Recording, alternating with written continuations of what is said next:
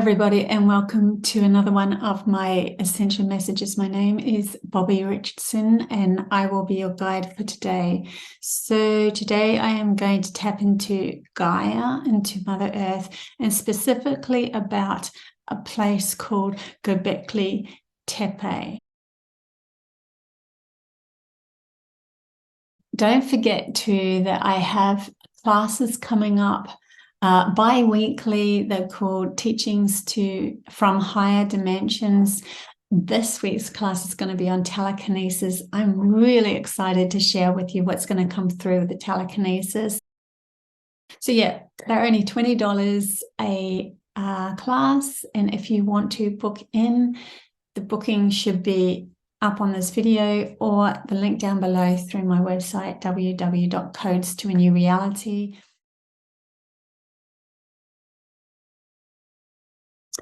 Gobekli Tepe is a very ancient site that was found in Turkey, and it had a lot of structures, stone carvings, these beings or people's heads are carved into the stone, as well as circular structures, very, would say, similar to Stonehenge, I suppose, and in the fact that they are circular in the creation. But I want to get into tapping into that with Gaia and see what comes up from it, because I just have this really strong sense and a pull towards the wisdom that comes from that place and the reason why it was created in the first place. I have, through another channeling probably about a year ago, that word came up in that channeling, and I'm not sure if I said exactly Gobekli or whether I said Gobekli or something very similar, but it was tapping into that. And so now it's coming full circle like a year later, and when I'm starting to tap into Gaia, that place is coming up strongly. So there's purpose for this, and I'm just going to get into her, feel into her, and then see what comes up, because I'm getting this. I'm just going to see what happens. So I'm feeling a very strong pull to Mother Gaia, and what people would call Lemuria, Atlantis kind of age, and Gobekli, and also the most ancient of tribes or people on Earth is the Aboriginals in Australia. And what I'm being shown now is there was they're showing me like a pool of energy that brought either a comet or a ship that was just a ship that landed or almost crashed in that site, something to do with a pool of energy where Gaia herself was wanting to shift her energy to expand out to be able to handle many diverse animals and so forth, and to be able to handle all those animals and stuff like that, she had to come into what's called as like a dramatic split of herself, as in an acceptance of the an acceptance of her in the material form of creation, as well as an acceptance of herself as a soul. The reason why they're bringing that up is because it's very similar to what humanity's consciousness is going through now, where we have this split dynamics within our personality, and where we have that grounded logic side, and we also have the spiritual side that's learning to accept one another. And she did exactly the same thing to be able to expand herself, even to be able to accept or acknowledge or allow humans to be born here, because humans have that within them. For her to give birth to something of that, she had to become it first. Now, going back to Gobekli, she when people became aware of this frequency in kind of the Atlantis age and so forth, in the area of Gobekli, it was like where many could come with their animals from other planets and so forth, and then they would land in that area, and for Gaia, Mother Earth herself, to be able to accept them in other words, nurture them and give them as much nurturing as any other of her children. They erected these stone monuments that held the vibrational energy of the animal, and then animal had kind of like a connection through the stone or the limestone to Gaia herself, as in a preparation of the animal coming from another planet, so that then she was aware of them coming, and she was aware of their energy, and that made it way easier for those animals to survive on planet Earth and still reside here now. So it was kind of like a communicational place for new animals to come in, for Gaia to acknowledge as something that was going to be brought in from another planet, because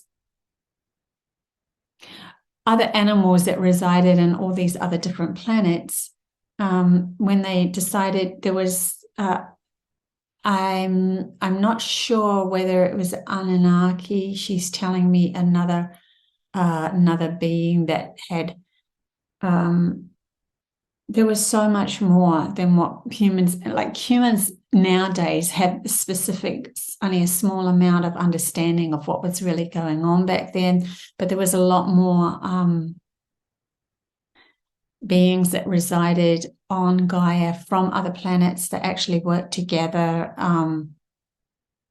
through the love of herself and the acknowledgement of, with a vibrational meet, was more to do with a love resonance or a soul resonance. And when you're in the soul resonance, which is love, everybody understands that there's a purpose for everything. But as that fell away, giving rise to the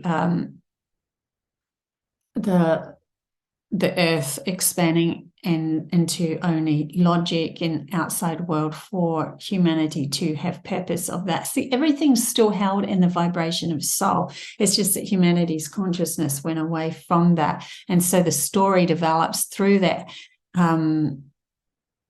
lack of soul. And so we end up being in fear of so much more. And then we bring in, and we don't have a full understanding of why certain beings came in and did certain things, or and then we take on the fear, and we start to become the evil that we think is residing in others that actually are here for purpose, but our understanding of life and death and grasping outside of ourselves and trying to hang on and survive, it kind of warped the whole natural energy or natural story of everything happening on Gaia way back then. So this place specifically held energies in alignment for these animals to be brought in, because she could help handle so much diversity. She became a library, so to speak, for many, many different breeds. So all these animals that were in different planets, they would go, okay, well, we'll bring them all to Mother Gaia, to Earth, and then because she can handle the frequency of such diversity. But before we bring them in, there was these structures built that helped hold a vibrational meet to that animal so that she could become aware of it, like a window of consciousness of their vibration, so that then to walk the world, to walk the path of Gaia, Gaia would have to at least acknowledge and accept that animal coming in as part of her creation or her story, that didn't disrupt everything, so that all the animals that were brought in from different planets and that all weaved in together to be able to create a beautiful story of natural harmony. And that natural harmony doesn't necessarily mean like what humans hold in their mind, that everyone survives forever and we're all happy. Natural harmony is an weavement of life and death, constantly moving, and that natural harmony allows for growth of souls and expansion of souls to be able to be born through an animal or be born through a humanoid or whatever it is. But there has to be a death process that goes with the birth process. It is all one encompassing, and for that story to develop in harmony, so that there's not, it's like if man touches anything from their own imbalance and their own disharmony, they seem to warp that harmonic resonance, and then we end up having overpopulated certain animals, overpopulated in certain areas, and wiping out certain things, rockfish in the sea that are just destroying other fish, or the cane toads here in Australia and so forth. It's like, or the rats or whatever. There's too much, because the humans have brought them in to fix one problem, or accidentally brought them in, but always from an imbalance of themselves. They're not in sync or understanding the natural weavement of life and death itself, and acknowledging both as just as important. And because of that, and not also understanding that they can converse and have this communication with Gaia herself, and what is going to work in harmony, and what isn't. And that's all through feeling. When you're talking to Mother Gaia, you talk through feeling of yourself and the openness of understanding that doesn't feel right, that there's an imbalance there. We shouldn't introduce that animal. Maybe there's an animal that seems to be in need of help, and then we go, oh, we need to help them. And then we'll feel, if we're really truly in sync with the cycle of everything and the evolution of everything, we could feel, no, that animal is actually changing. They have to almost become nearly instinct to change and then morph into something new. And we just got to let it go and let it be. And there was back then with the beings that were around with the Atlantis and Gobekli temple that had been created by those beings, there was this harmonic understanding between animal life and human life, humanity, and Mother Earth herself, and what she could handle coming into the planet. So it was a really important place. And the reason why she's also bringing up the Aboriginals as being part of this is because even though they are far away from Turkey, they also had the same landing happening here in Australia, but it was a different resonance. It was more to do with Uluru.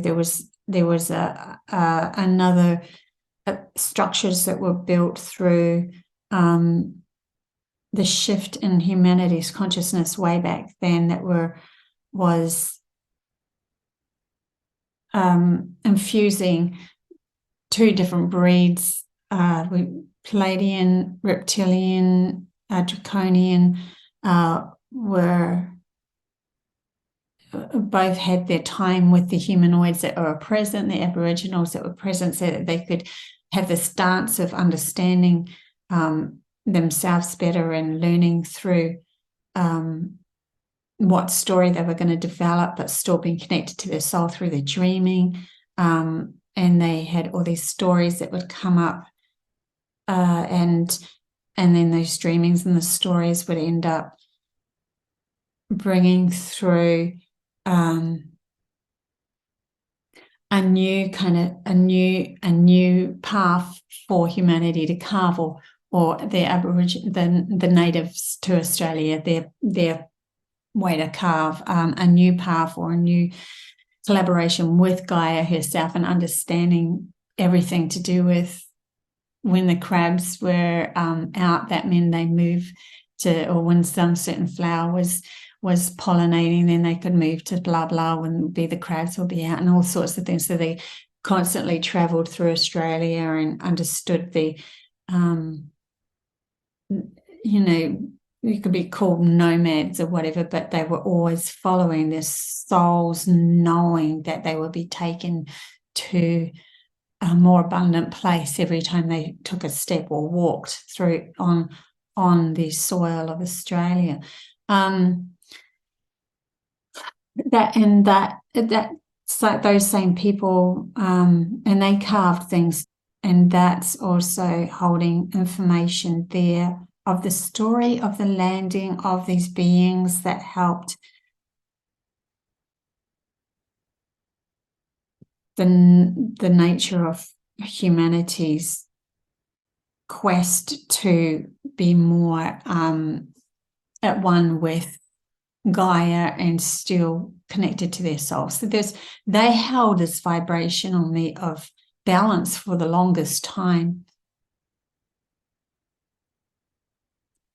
So the same beings, similar beings went all around the world and taught different languages and all sorts, but they also could feel into the different areas like Turkey, that they felt into the Turkey in that specific place. And I do believe something crashed there first. I think that there was I'm not sure, I'm feeling more of a spaceship that crashed. But because that spaceship crashed there, it kind of opened a portal, or an opening, was like a vortex of allowing different beings or different animals coming from different places to, and if they came through that portal, I think because even though the crash happened, most of them survived, and they realized that there was some sort of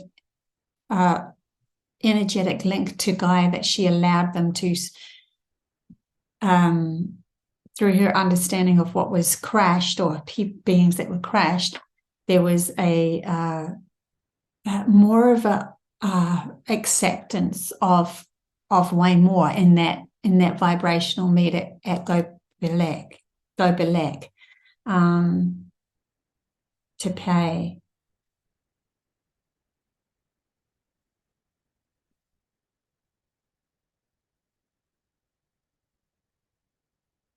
So yeah, really interesting.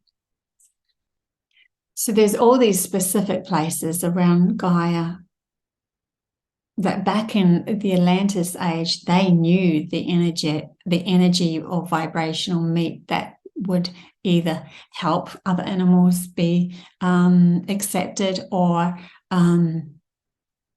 for instance, whole storyline of the journey of humanity and where it's going, or have an acceptance, or where they could move into it. Gaia would have specific places as well that were portals that you didn't have to travel through a plane. You could literally walk into one of these very strange feeling places, and the next minute you walk out onto the other side of Gaia.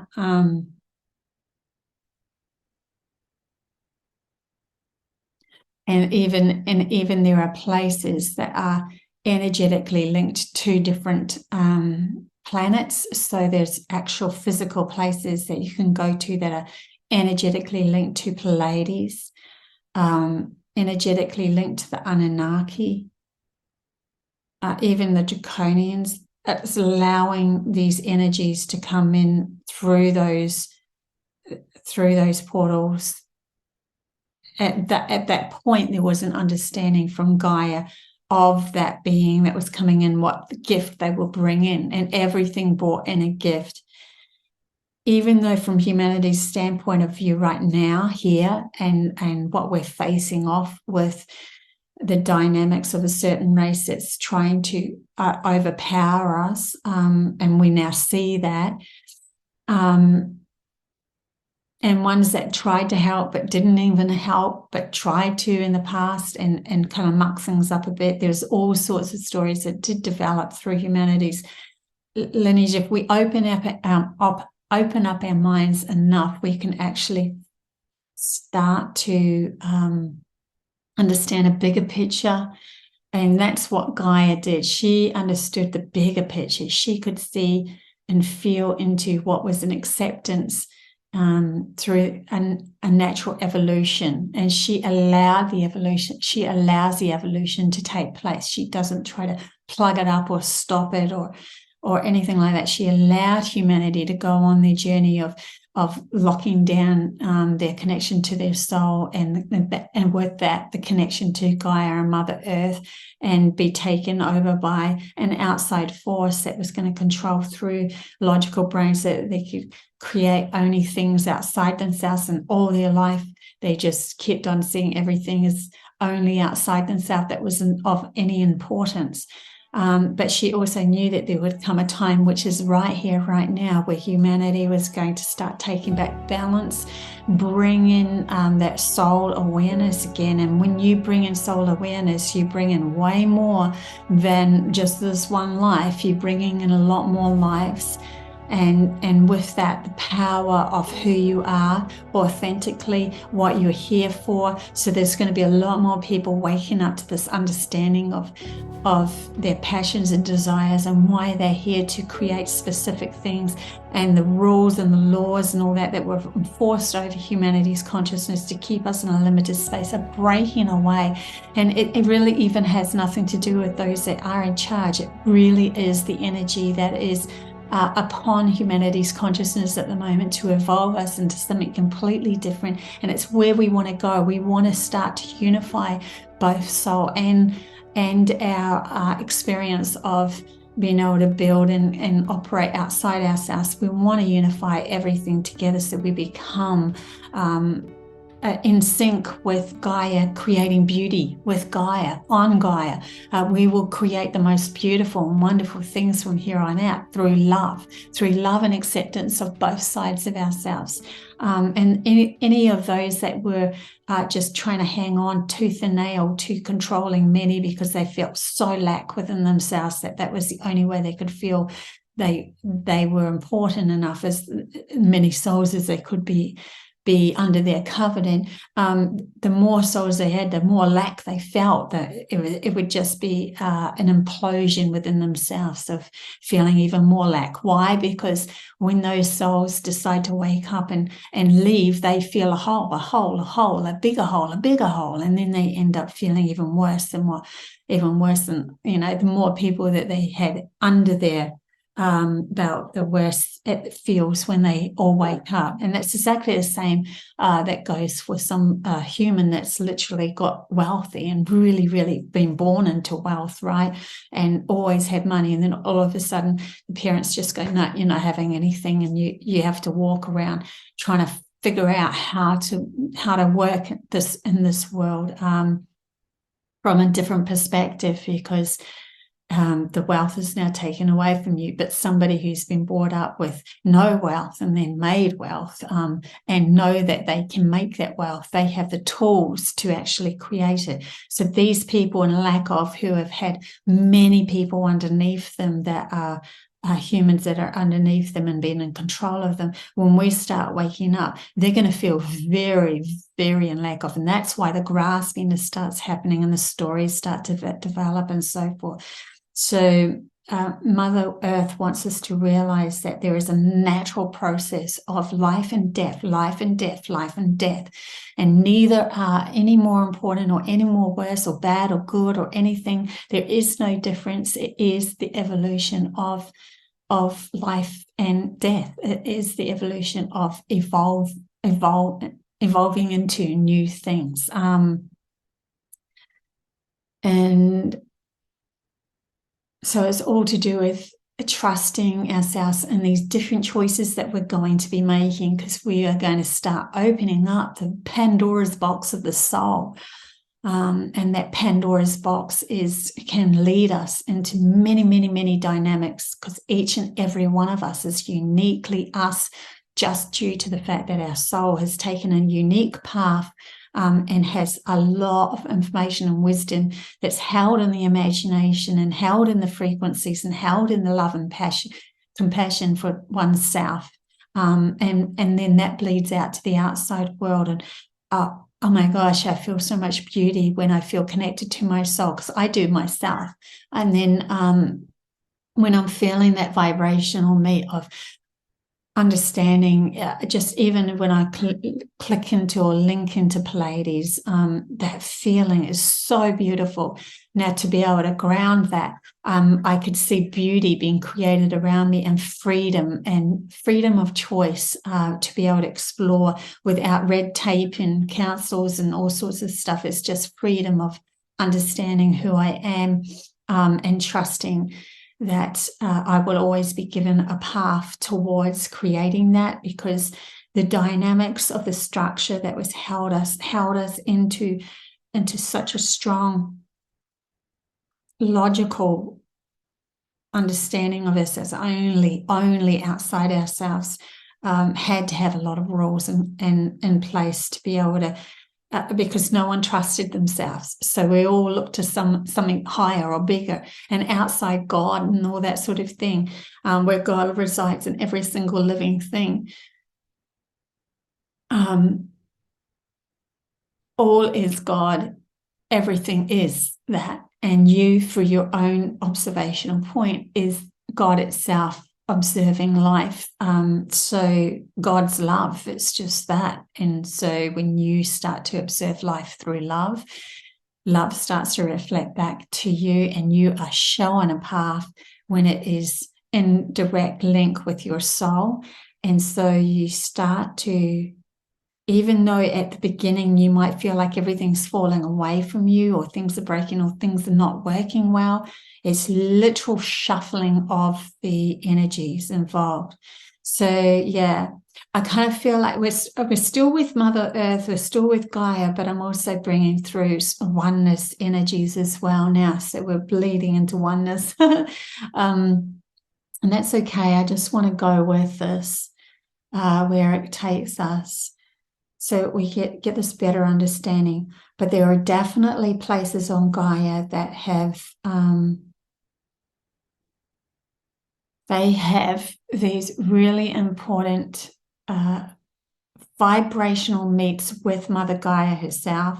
And when the right frequency people come in contact with those portals or those areas or those places on Mother Gaia, when the right frequency people who have the code, say specifically for Pleiades, for moving into understanding the Anunnaki and their story, or it doesn't matter who it is, when the right frequency people come in, Lyrians, even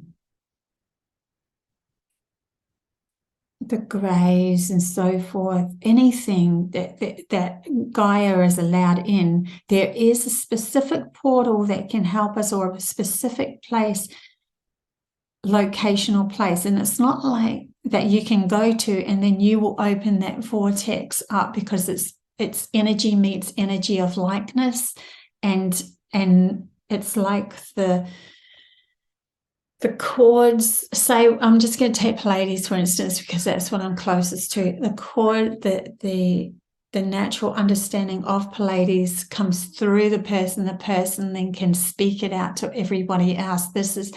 This is what can be created on Earth, just like it is on Pleiades, because it's the same vibrational meet, and we can literally create heaven on Earth through my understanding and acceptance of what that is. And if it's something that is not feeling good, or in a vibration that consumes itself and doesn't allow for growth, then that will consume itself. It will slip away through that consumption of graspiness, or trying to make something happen that shouldn't, that isn't possible in the higher frequencies. So there was no fear in, if, say, for instance, someone's in line with the Anunnaki, and I've had visitation from the Anunnaki, and I was told by these Anunnakis they actually came into my room. I've got a huge story on that one that I haven't brought up much.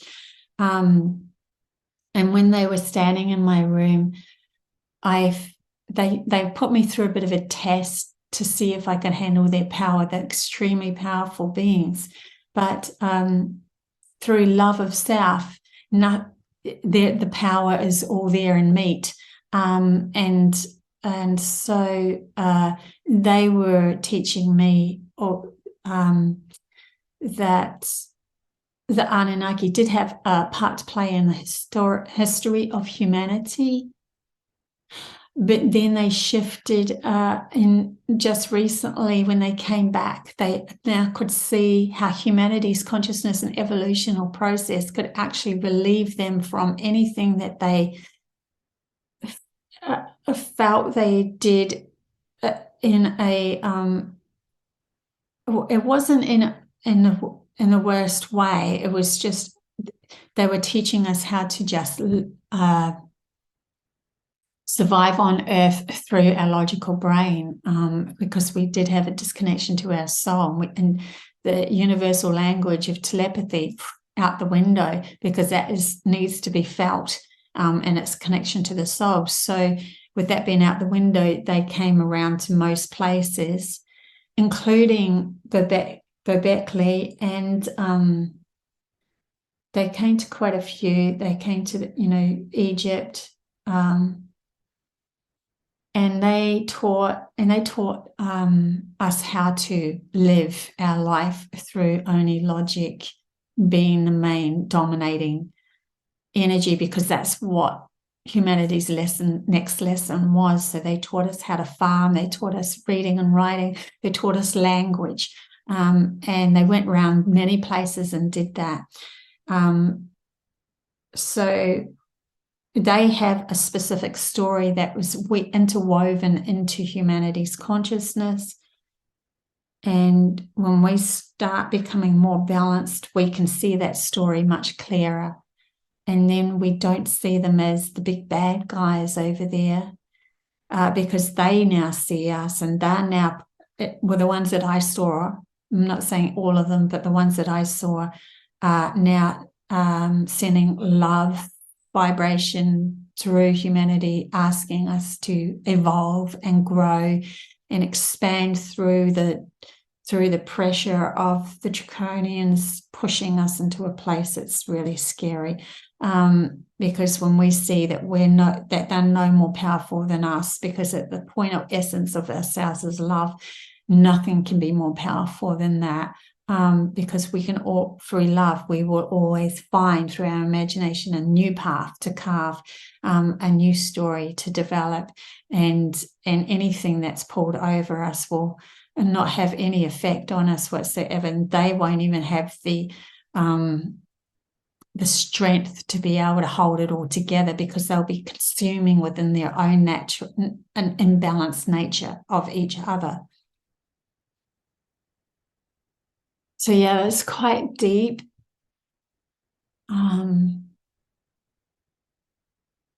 She also wants to bring up the oceans and hidden treasures within the oceans and vortexes that are residing there. Some places also, she says, is where time really doesn't exist. Like literally in those places, you can jump timelines very easily as well. For the Anunnaki, there's this great, they're showing me like it's like a doorway that they had that they stepped through, and there's a smaller doorway within it, and the humans could step through the smaller doorway, but the Anunnaki, being a lot bigger, step through the bigger doorway. And that could morph or portal them through into their world. But definitely there's people that are being born now that have a link, energetic codes within them that are compatible with certain areas on Earth or Gaia to the planet that they specifically came straight from, and they have a fresher understanding of that vibration, and so they can open up many doorways or many possibilities from that planet. So yeah, there's so much more. I think I'll leave it there. And until next time, guys, love you.